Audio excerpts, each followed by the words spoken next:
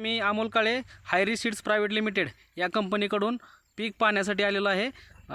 मी आता सध्या आलेलो आहे लोणंदच्या शेजारी पाडळी या गावामध्ये अंकुश धायगुडे यांच्या प्लॉटवरती।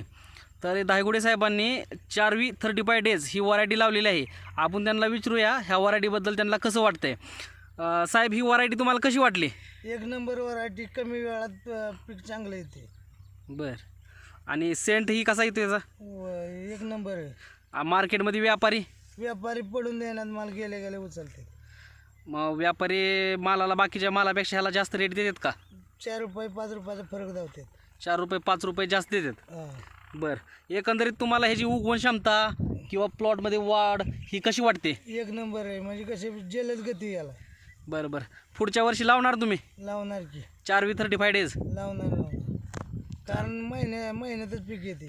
बरं बरं, 35 दिवसामध्ये हा प्लॉट तयार झालेला आहे।